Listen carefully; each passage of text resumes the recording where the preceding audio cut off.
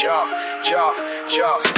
welcome to the show. It's Boston's Banter with Frank the Bank and Keith K. Lava. You know the answer. Talking sports, breaking down the play so raw. From the Celtics to the Sox, we giving you the score. Catch the vibe, we coming live. Filling up your feed, let the passion thrive. Every dunk, every run, we analyze the moves. Shout out to the fans, feel the rhythm and grooves. From Gillette to the Garden, we ain't missing a beat. Frank and K. Lava bring the fire, can't accept defeat. What up, what up, what up? Welcome back to Boston's Banter, where the sports are wicked and the banter is Pissah. I'm your host, Frank the Bank. With me, as always, is Keith K. Lava La Cava. What's going on, bro Thornton? Not much, Plexa Bro Burris. Plexa Bro, whatever you just said, in the house. That's me, if you didn't know. We're hoping to have a guest this week. Unfortunately, we're not going to have him on this week. We're going to keep trying to get a hold of him. Ryan, thank you for reaching out to him and trying to get that set up. Make him holla Valada going to bat for us. We appreciate that. Yes, sir. But let's jump right into the wicked Pissah news. We're going to start right with the Bruins, like we always do here. Fifth in the Atlantic right now. They're only 7 points off the Atlantic leading. I was just looking. This is a random team. That's why. Yeah, I was looking at it and I was like, really? Because the Panthers are last. I saw that. I know. Yeah. So Panthers were obviously great for the last few seasons, but the Sabres are in first place. I know the Buffalo Sabres. Yeah, that's what it was. It's been unbelievable, like how they've done quite a turnaround there. Yeah, they but did. We're only 7 points off that. 37, 23, and 7 now. 15 games left. We have a very tough schedule. A couple different sites have it analyzed. We have like the second or third worst remaining schedule, hardest schedules left. So that's going to be tough. So let's start off since our last episode, 2-1 overtime win by against the Kings, and that McAvoy goal was sick. It was absolutely sick in overtime. You like to see them win in overtime, obviously. And then they got beat pretty bad by the Sharks. It was like 4-0 at one point. It ended up being 4-2. Yeah, 4-2. Yeah, it was gross. But then we had a 3-2 shootout win against the Washington Capitals. So 2 wins technically in overtime or a shootout, since last week, which is great. We talked a lot about that this year. Their struggles there. And I got to give shout out to Swayman. He stopped all 9 shootout shots. Yeah, breakaway. Finally doing something. That's crazy. I mean, I feel like that's amazing. I mean, it took us obviously 9 to get ahead too. So I guess that if you look at it that side, it's probably not that good. Right. And McAvoy had 2 more goals in this game. He had both the regulation goals, which was great for him. So he's gotta been love doing to see that. Yeah, but then last night the Bruins against the Devils, we were up 2-0 going into the second period. Again. Yeah, and then we ended up Devils tied it up, ended up going into overtime, and we lost in overtime. So that was a game we really needed against a team that's kind of not as good as us. So it's like that was really tough. It's going to be close to see if we make the playoffs. We're right on that bubble, if you will. On the cusp, man. Yeah, so what about the Celtics, Keith? How are they doing? Yes, sir, Frankie. We're going to get over to the Celtics, and currently they are 45-23 on the season. Still second in the East behind the Pistons. 7-3 in the last 10, so they're looking pretty good, especially with Jason Tatum back in the lineup. So let's break down what they did this past week. So they lost 125-116 on the road versus the Spurs last Tuesday. Derek White led the way with 34 points. But one guy I want to bring up off the bench is Ron Harper Jr. Oh, yeah. He's been playing really good. 22 points on 8 of 11 shooting from the field and was 6 of 9 from 3. Mm-hmm. So glad to have him coming off the bench. Yeah, that's sick. Followed by a second straight loss, which was rare for the season this year. That's real rare. This time 104-102 this past Thursday versus the Thunder in OKC. Thunder is obviously one of the best teams in the league. I mean, the C's did not have Jason Tatum or Derek White in this one and still only lost by 2. Yeah, I saw that. You know what I mean? Jaylen Brown finished with 34 points. Nobody else on the team had over 14 points in that one, so it was rough shooting. Then a 111-100 home win versus the Wizards this past Saturday. Jason Tatum was back in the lineup, and he had a near triple-double with 20 points, 14 rebounds, and 7 assists. You expect them to beat the Wizards. I mean, they absolutely, dude. Probably minus 2,000. I don't care that Trae Young was in the lineup. Yeah, and then that's crazy. Neemias Queta led the scoring on both sides with 24 points and also had 10 rebounds, bro. He's been killing it. Thank you, Kings. Really good, and his defense has been phenomenal. Phenomenal. And lastly, a 120-112 home win versus the Suns on Monday night. Jaylen Brown had 41 points, 7 rebounds, and 6 assists. And then on the other side, Devin Booker, he had 40 points. Yeah. Derek White finished with 21 points, but also, Frankie, he became the second Celtic, joining Kevin Garnett, to record at least 75 steals and 75 blocks in the single season. Gotta love that, man. We got Derek White from the Spurs, too. Thank you to them, too. Derek White's an all-around great player. Yes, he is. And Frankie, and in other NBA news, man, we got a notable player who just put up crazy numbers. I was texting you every 2 minutes. I thought that was a glitch by ESPN, bro. I was like, what is going on here? I saw it. I heard them talking about it during the Celtics game, and I had to watch it, and I'm like, Keith, he's going nuts. I'm like, have you seen this? And I texting everybody. Heat big man Bam Adebayo put up 83. Yes, I said it. 83 points versus the Wizards. Again, a team that sucks, but still, he passed his basketball idol growing up, Kobe Bryant's 81 points, which was obviously second all time, and he was only 17 away from Wilt Chamberlain's 100 points in 1962. Yeah. Frankie, Bam had 31 points in the first quarter. He had 43 by halftime and 62 by the end of the third quarter. Mind you, he was 20 of 43 from the field, so he had the green light all night. But people were giving him because the guy shot 36 of 43 from the free throw line. I mean, a lot of free throws are insane. That's what I'm saying. That was nuts. And he was 7 of 22 from 3. Now, his career high before this game, Frankie, was only 41 points, and he passed that by halftime. Dude. It was nuts. I kept texting you. I was like, this can't be real. What am I seeing? I mean, there's obviously a lot of talk after the game that the Wizards are just letting them kind of do whatever, and they get foul on them. And, like, once you get to the fourth quarter, you had 62 going into the fourth. I mean, whatever. You're going to hit 80 plus easily, in my especially opinion. Against them. Yeah. But not only that, Frankie, his 31 points in the first and his 43 in the first half were both Heat records. Wow. Now, the Heat killed the Wizards 150 to 129 and kept Bam in the whole time. Like that's the thing. That's what people are talking about. Like, usually when you're up that much, you don't keep your starters in. But they were going for history. You got to give them credit. When you're looking at history, you're looking at history. You know what I mean? You know what else is crazy, too? Nobody else on the Heat had over 18 points. That's crazy. He had 83. That's awesome. And then, Frankie, we have another record involving Wilt Chamberlain, and this one was actually broken. Yep. So Thunder star Shai Gilgeous-Alexander, SGA, breaks Wilt Chamberlain's record with 127 consecutive games scoring at least 20 points. Insane. He broke the record versus the Celtics last Thursday in that close win against us. This record has stood for 63 years, and the reigning MVP streak began on November 1st, 2024, and has continued since. Actually, on Sunday, he scored 20 on the dot. Wow. So it almost got snapped there. Imagine. Now, that's a model of consistency, if you ask me right there. And obviously, his numbers, they play a huge part to the Thunder's recent success, winning a title last season. And the Thunder are currently first in the West, in great position to repeat as champions again. He's averaging 31.8 points per game this season, which is second in the league, and having another great season. Think about it, too, man. The Hornets drafted him 11th overall in 2018. Then he was traded to the Clippers for Miles Bridges. And then the dumb Clippers traded him along with Danilo Gallinari in 5 first-round picks to the Thunder for Paul George. What did he do for them? I know, right? You know what I'm saying? So that was a great pickup for them. Absolutely. Yes, sir, Frankie. So let's get over to the NFL. We got some stuff to talk about here, too. We got another flurry of free agency signings and some trades. Before we get into that, we're going to get into the notable extensions and re-signings. Yeah. So the Steelers have signed longtime D-tackle Cam Hayward to a 2-year, $32.25 million deal with $16.25 million fully guaranteed. Frankie, he'll be returning for his 16th season with the Steelers. He was a first-round pick for them in 2011, so he's still going strong. The Colts signed quarterback Daniel Jones to a 2-year, $88 million extension with $60 million guaranteed. Get this guy's agent in the Hall of Fame, for Christ's sake. Vikings ended up signing running back Aaron Jones. You know, we used one of our predictions last week, so they ended up bringing him back on a restructured 1-year deal for $5.6 million. So he ends up staying in Minnesota. We thought he was going to be leaving there. And the Eagles re-signed tight end Dallas Goedert to a 1-year deal to return for his 9th season in Philly. I thought he should stay there. I mean, he's been a good player for them. Guy had 11 touchdowns last season. He's a good player. He's been very consistent, you know. Absolutely, Frankie. So let's get into the free agency moves, man. We got another full list of them. So after missing out on the Max Crosby trade, the Ravens signed defensive end Trey Hendrickson to a 4-year, $112 million deal. He stays in the AFC North. The Ravens get their pass rusher, like I said, after the Max Crosby deal fell through. 49ers bring back linebacker Dre Greenlaw on a 1-year, $7.5 million deal after 1 season with the Broncos. So now he's back in San Francisco. I got this one right. Commanders signed running back Rashad White to a 1-year, $2 million deal. That could reach $4 million with incentives, and he joins his buddy and college teammate Jaden Daniels. And the Commanders didn't stop there. They also signed tight end Chigo Okonkwo to a 3-year, $30 million deal, so they're getting a good tight end. They need to do something. I mean, that they let go of too many people, and that Brian Robinson trade really was like, it was like, wait, what are they doing? They also got one of our guys. They signed pass rusher Kaylavon Chason to a 1-year, $12 million deal. I didn't want to see that happen. I didn't either. I like Chason. Great season for us. But I feel like we replaced him with Draymond Jones, so we'll see how that works out. The Eagles signed cornerback Tariq Woolen to a 1-year, $15 million deal. Eagles are going to have a nasty secondary with him, Cooper DeJean, and Quinion Mitchell, bro. Yeah, that's Those crazy. are 3 top guys in your secondary. Their defense is solid. Solid.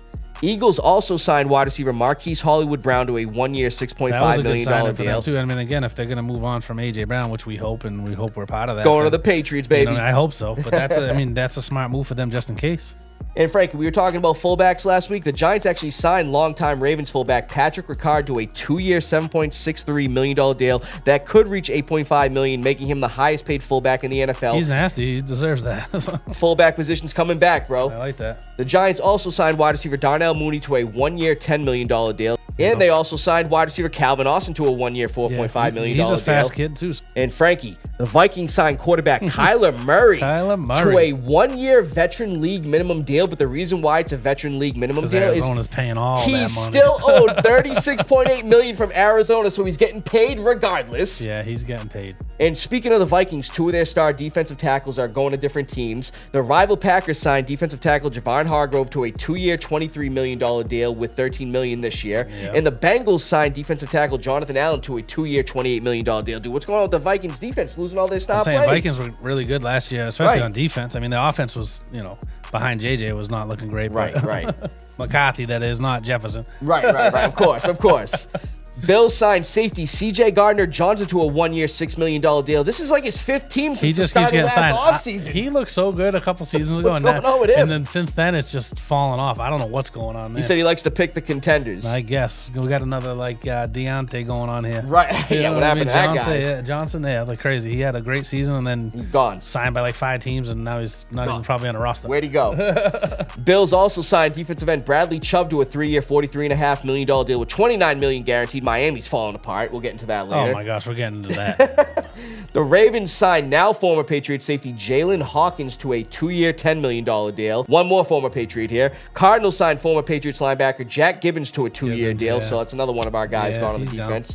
49ers signed wide receiver Christian Kirk to a 2-year, $6 million deal. Second straight week they're adding to their wide receiver depth chart. They need to do something over there after that Ayuk the puke situation. Yeah, I know, seriously. They got Mike Evans and him. So Evans is sick. That's a sick signing. And then we got 2 notable trades, Frankie. The Chiefs acquired quarterback Justin Fields from the Jets for a 2027 6th-round pick. The Jets are going to have to eat a large portion of his salary, and Fields is expected to start with Pat Mahomes, obviously recovering from a torn ACL. That's a smart move by them. It's like, but he's going to eat away at some of the. They just signed Kenny Walker. Now Kenny Walker was not happy about splitting time with Zach Charbonnet. That's a lot of people are saying that, and I agree. I wouldn't either. But Justin Fields going to be taking some of those touchdowns, taking some of that rushing away too. So it's like he's probably not all that happy about that until Mahomes gets back. I know it's not the whole season, but I agree. I think it's a good move because Fields at times has looked okay. You know what I mean? Yeah, he's looked 30-point games for me last year because of quarterback injuries and fantasy. I'm saying he runs the ball well, and he hasn't developed what they thought. But in college, he was nasty, and he's had a couple good fantasy seasons. Right, absolutely.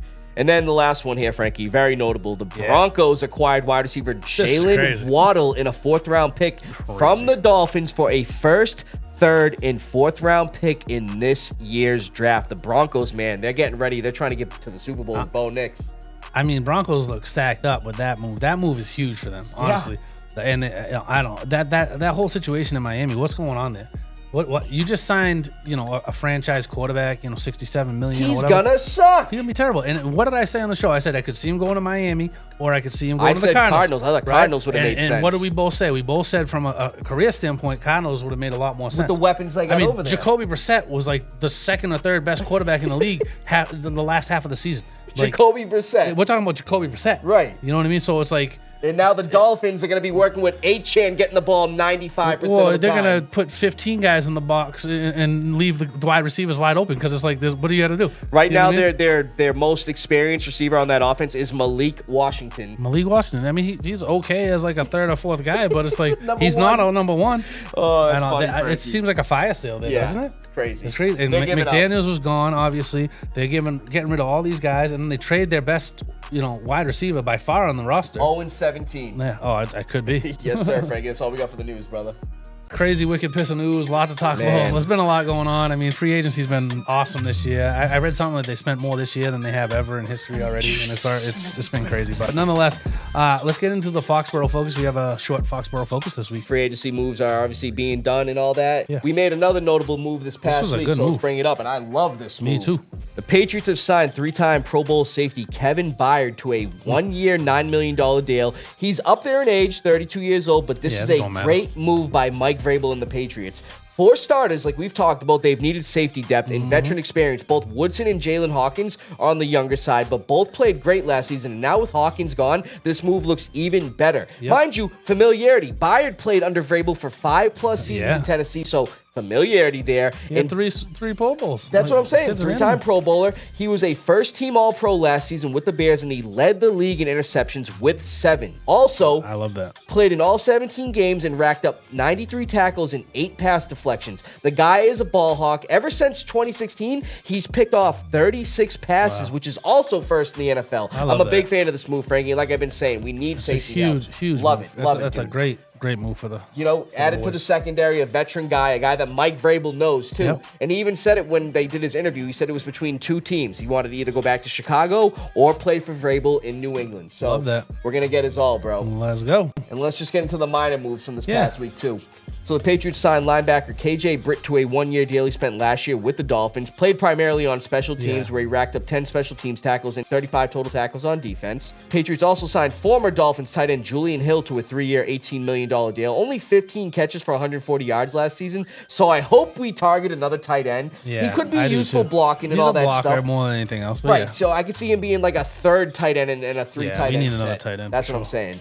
Patriots also signed safety Mike Brown, who played for Vrabel in Tennessee in 2023. He's played mostly on special teams, so adding safety depth and special teams help there. And Frankie, we got a notable release here. The Patriots released linebacker Anthony Jennings after 5 seasons with the team. He was drafted in 2020 out of Alabama, so he gone. I liked Anthony Jennings too. Me too. I liked him too, but I mean, hey, you can't argue with the defense played great last year. Now we're signing a couple guys. I know we lost a few, but that's the name of the game. Let's get Joey Bosa in there. Let's go. Good stuff, Frankie. Another great Foxboro Focus. Let's get into the lava round. We're doing more predictions. We got wide out and tight end predictions, like some of the top free agents that are still out there. So why don't we jump notable right into names that? left. Yeah, absolutely. Why don't we start off with Tyreek Hill? Keith, what do you got him going? Tyreek Hill, Cheetah, man. You know what, Frankie? Cheetah. I got a twofer here. I think there's 2 teams he could be going to, and I'm going to say the Chiefs or the Chargers. I got the Chiefs too.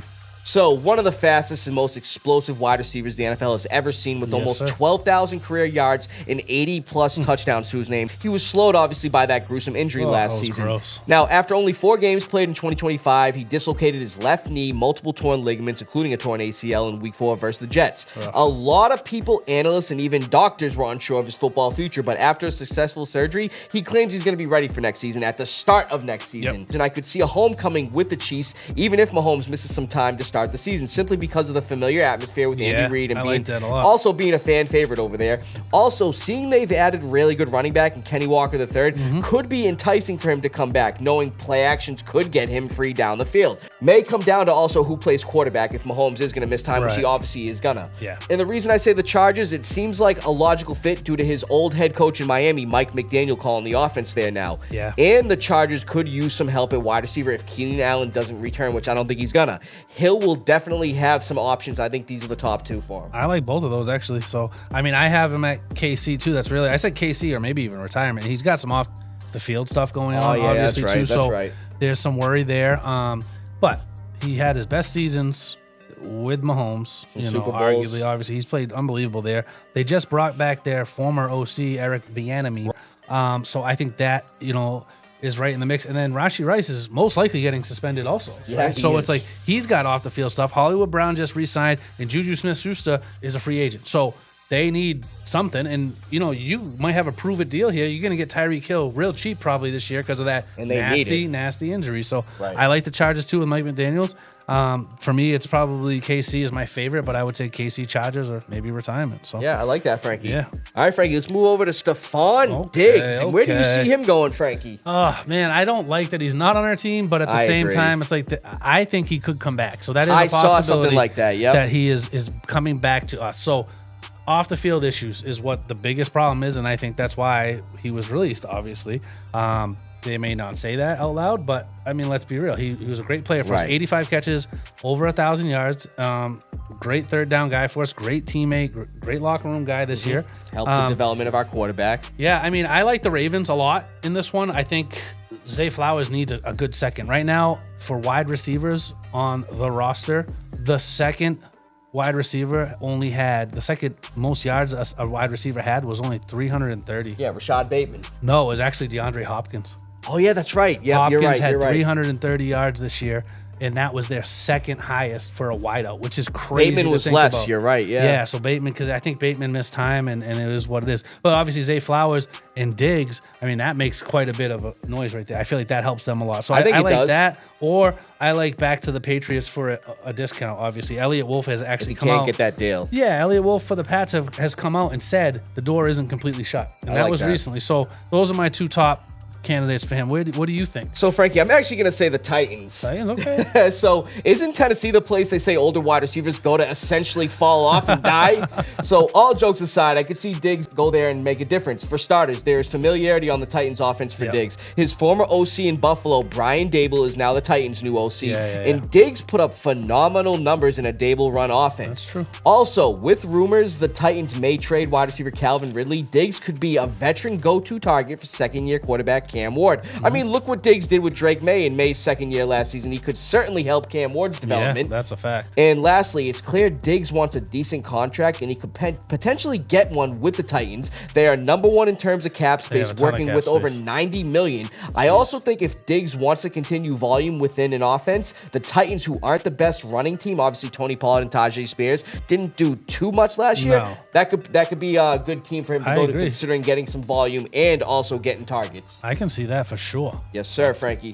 All right, number 3, we got Deebo Samuel, and where do you see him going, bro? So Debo, I love Debo. He's nasty. He's a Versatile player. He's so versatile. I was thinking Broncos before the Jalen Waddle trade today, but I also had down the Bills and maybe even the Patriots if they really try to do something. We need somebody else, you know what I mean, on this roster for I would a wide love to receiver. go to the Patriots. You know, but I like the Bills a lot. The Bills tried to trade for him last year. Yeah, and they they did. were close. So to me, it was going to be the Broncos or the Bills. Again, they were very close to trading with Washington to get him, is what I read. And again, I think he would fit well there too. I would love to see him in a Pats uniform. Although, you know what I mean, I don't think it's going to happen. But Considering you know, we have the money. I'm saying if we can pay this man, I think that's a good move. I do like the Bills. I loved the Broncos before they made that Jalen Waddle trade. So I'm going to say Bills or Pats. All right, Frankie. Yeah, I'm actually going to say Ravens here. I like the Ravens too. That's Now, a little- the Ravens could definitely use somebody like Deebo Samuel on that offense. Like Mm-hmm. you said, man, they struggled in terms of production other than Zay Flowers. that's a fact. So they're seriously lacking wide receiver depth, obviously. Yeah, and they lost Likely too, so it's like they need some help there. Other than Zay Flowers, nobody else in that wide receiver room had over 19 catches. You were talking about the yards, but also Yeah. nobody had over 19 catches, That's bro. crazy, honestly. You know what I'm That's saying? crazy. Now, I'm sure they'll look at wide receivers in the draft too, but signing Samuel could fill a few needs for that offense and team overall. They'd be getting a dynamic veteran playmaker who had 72 receptions and 6 total touchdowns last year. Debo can also run the ball effectively too, making the run options with Lamar Jackson even more lethal for opposing defenses. And he's also effective in the return game. The guy had 452 kick return yards this past season with Washington, including a 69-yarder. The Ravens are 5th in cap space and could easily afford this move, and I could see it happening, I bro, like honestly. that. Yeah, I like that. I like that a lot, actually. Especially considering the way they run their Like I offense, said too. about like Diggs going there or Debo, I mean, they need to do something. They need to do something, bro. It doesn't get you much brought up worse the than yards, that. the receptions, man. It doesn't add up, man. Zay Flowers can't do it The all. math ain't math. That's right. And then, Frankie, let's move over to some tight ends. Okay, We're going to start okay. with the top one left on the market. We'll go to David Njoku. Ooh, Where do you see him Njoku. going? I love Njoku. Honestly, this He's a kid's dog. nasty. I mean, he has missed 11 games in the last 2 seasons, which is kind of a concern, obviously, if you're going to pay. He is a freak, physical freak, and he's Oh, he nasty. is. He's been in the league a while, but I mean, again, League 30 this upcoming I'm season. saying, so 11 games he missed last 2 seasons. That's kind of a concern. I like 2 teams, really. The Ravens, again, I'm talking about, because, again, they just lost Likely. Right. It's in the same, division. I think that actually probably be good for him, but I feel like he would kill it on that team with Lamar. Or the Patriots are a sleeper in this, too. Yeah. I think the Patriots really need another tight end, and I think he would be a great fit for our system. And those are my 2 favorites, so. So, Frankie, I'm actually going to say the Panthers. Okay. So, like I just said, he'll be 30 by the start of next season, and he can still be productive. Obviously, the injuries are cause for concern, like you were just talking about, but he could provide a lot for a tight end needy team. They definitely are up there on my list, too, because it's like they've, Tommy Tremble and they have Tavion Sanders and Mitchell Evans. Yeah, it hasn't been what they wanted there. Right. So the number is obviously for Njoku. They looked down last season. He only played in 12 games. He still had 4 touchdowns. But the Panthers are 100% a tight end needy team. They've dealt with injuries constantly to their tight ends, and they haven't had a true number 1 tight end since Greg Olsen retired. Olsen was my guy. And I know he was a dog. And while Nice. Tommy Tremble, Jatavion Sanders, and Mitchell Evans, they had a combined 62 catches and only 5 touchdowns, they still need the help. Even being toward the bottom of the league in cap space, with Njoku dealing with recent injuries, you could probably sign him to a 1-year If they can get him, deal. if they can get him on a prove it deal, it makes them a lot of sense. That's what there, I'm saying, bro. For sure. I mean, do they have the money? He'd get That's the production thing. there too. Think about it. The guy they need it. He kind of fell when Harold Fanning Jr. was starting to ball out Fanning's as a rookie. nasty. That kid's good. That's what I'm saying, bro. So that's why they don't need to re-sign him for big money. He's probably looking for a big contract. That's going to be one of the issues with Carolina. I like Carolina. They need a tight end. I think that would be a great. Cap. Yeah, and they've been spending money like crazy too. So it's like the last 2 seasons they've been paying people. So it's like maybe he goes there too. I do like Carolina a lot in that. I think that would make sense, and also I would love him on the Patriots too. Yeah, But I'm going to say Carolina right there. I like it. And then lastly, Frankie, we're going to move over to Jonnu Smith. And where could you see him going? I mean, I like him possibly going back with Mike McDaniels at the Chargers OC now, obviously. So productive in the Miami offense. He was unbelievable with Mike McDaniels, right? Yeah. So he had his best season by far, which was only 2 years ago. So 88 catches, 884 yards, 8 touchdowns with Had him in Dolphins fantasy that year. Right? Yeah, he went absolute bananas, right? Yep. Last season, 38 catches, 222 yards, and 2 touchdowns. I know that's a lot of twos, but I could really see him going back to the Chargers. And on the other side of it, if he's not going to get paid a lot, I could also see him going to Carolina, kind of for the same reasons you just talked about. But because Carolina doesn't have as much cap space, he may want or be cheaper, I think, than Njoku. I would obviously pay Njoku more than Jonnu Smith, but those are my 2 favorites there. So, Frankie, I'm actually going to say a reunion with the Patriots. Okay. I think a reunion with the Patriots makes sense here, regardless of his underwhelming numbers with us. In 2 seasons with us, 2021 and 2022, he only had a combined 55 catches for 539 yards and only 1 touchdown. But mind you, Josh McDaniels left his first year with us, and we had nothing but show OCs while he was here. Who didn't know how to use him properly? He would add a versatile option as a number 2 tight end who has rushing upside. The guy had 3 rush touchdowns last year, too. And I think with McDaniels as OC, he could make his second stint in New England better and provide another weapon for Drake May and this offense. And lastly, the guy played for Mike Vrabel in Tennessee for some productive seasons. That's true. I could see this happening, and I don't blame his lackluster performance with us the last time he was here. I always said that, man. It was the show offensive system. Mind you had Matt Patricia, It's a good spot for him, honestly. calling offensive plays, bro. Yeah. That's why I don't think he did so well with us, because honestly, the offense was run like so I could see him coming back to the Patriots, maybe on a 1-year deal, kind of to prove it. And mind you, when he was with Tennessee with Mike Vrabel, that's why he got such a big contract with us. Played great. I think he had like 9 touchdowns. Yeah. I like that too. So I like it, Frankie. I could see that. Good stuff, brother. Good stuff, bro. See what happens.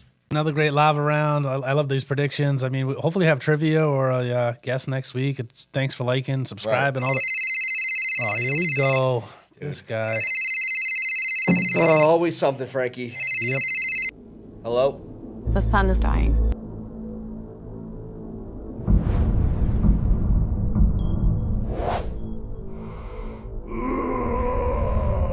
Okay, what do you want me to do about it? What the f? If we do nothing, everything on this planet will go extinct, including us. Listen. I do a sports podcast. Send Ben Affleck and Bruce Willis up there. They've done some crazy space. I don't know what you want me to do. What was that all about, dude? Dude, I don't even know. Dude, what the f is that all about? Oh, that's just my boy Rocky. Yo, Adrian! I did it! Not you, Balboa. That Rocky. Okay, Frank, obviously, what the hell is it this week? You know dude? what it is. Project Hail Mary with Ryan Gosling. That looks great. I can't wait to see this. Yeah, no, it looks pretty interesting. It does. It really does. Talking about the sun dying and whatnot. The game will begin in 5, 4, 3, 2. Do you have any questions? Yeah, what game? And why do these motherfuckers have guns and weapons? The heads of the council families will try to kill you. Okay, Frank, so something crazy is going on. It's obviously a double feature. Why don't you bring up this one for me? Ready or Not 2 comes out this week also. This one looks great. The first one was awesome. Oh, dude, the first one was savage. All right, Frankie, obviously we're not safe here, bro, so do your lines. Let's get up on out of here. From Beantown to your town, stay wicked Pissah. So from Foxboro to your bro, thanks for listening, everybody. We're going to see you next week. Frank, duck!